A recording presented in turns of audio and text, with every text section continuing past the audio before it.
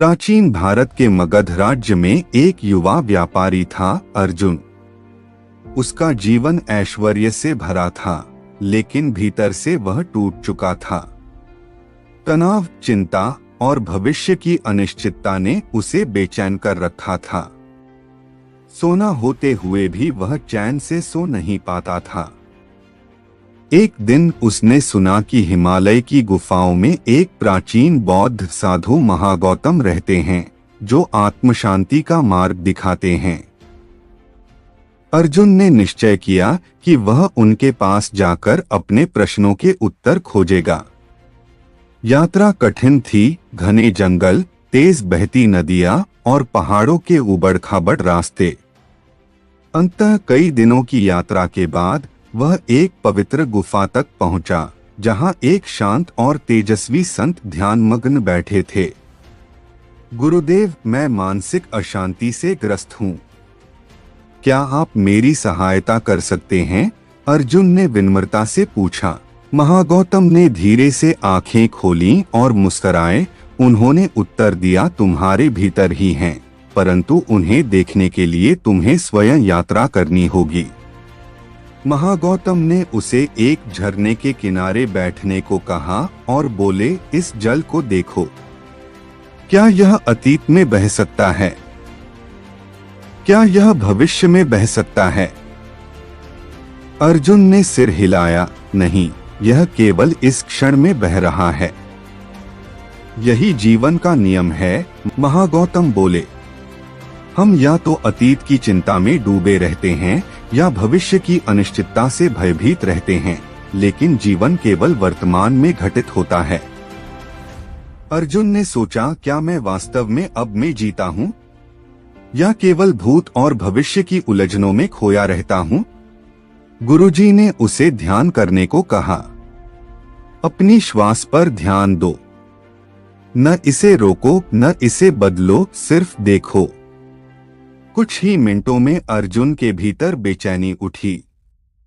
विचार उमड़ने लगे, बीता हुआ व्यापार, घर की चिंता, भविष्य की योजनाएं।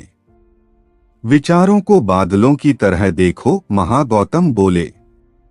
वे आते जाते रहेंगे, पर तुम उन्हें पकड़ने की कोशिश मत करो। धीरे धीरे अर्जुन को भीतर एक नई शांति महसूस होने लगी। उसे पहली बार एहसास हुआ कि उसका मन उसकी सेवा में होना, न कि वह अपने मन का दास बनकर जिए। गुरुजी उसे एक पुराने मंदिर के पास ले गए। वहां एक टूटी मूर्ति पड़ी थी। अगर कोई इस मूर्ति को देखे तो कहेगा कि यह टूटी हुई है, परंतु क्या तुम देख सकते हो कि यह अपनी जगह पूरी तरह सही है? अर्जुन ने सिर हिलाया, हाँ, यह टूटी होने के बावजूद अपनी जगह सही है। तो फिर तुम अपनी समस्याओं को क्यों लेकर बैठे हो? जीवन में कुछ भी पूर्ण नहीं होता। हमें उसे वैसा ही स्वीकार करना चाहिए जैसा वह है। यह सुनते ही अर्जुन को एक अजीब हल्कापन महसूस हुआ। वह पहली बार समझ सका कि अपेक्षाएं ही दुख का मूल कारण हैं।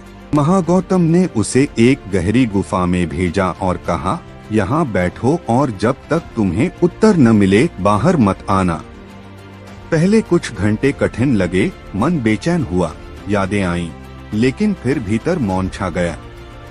उसे महसूस हुआ कि उसकी सारी समस्याएं स्वयं उसके मन की उत्पत्ति थीं। जब वह बाहर निकला तो उसकी आंखों में नई रोशनी थी। महागौतम मुस्कुराए, अब तुम अपने भीतर शांति के स्रोत को पा चुके हो, इसे कभी मत खोना। अर्जुन वापस अपने नगर लौटा, पर अब वह वही व्यक्ति नहीं था। उसने अपने व्यापार को ध्यान और शांति के साथ चलाना शुरू किया। वह हर दिन ध्यान करता, सांसों को देखता, वर्तमान में जीता और अपनी अपेक्षाओं को नियंत्रित रखता। धीरे धीरे उसका तनाव कम होने लगा, उसकी नींद सुधर गई और जीवन एक नई ऊर्जा से भर उठा। उपसंहार, सीखें जो जीवन बदल सकती हैं। 1. वर्तमान में जियो। अतीत और भविष्य की चिंता छोड़ो। 2 श्वास पर ध्यान दो, इससे मन स्थिर होता है। 3 अपेक्षाओं को कम करो, जो है उसे स्वीकार करो।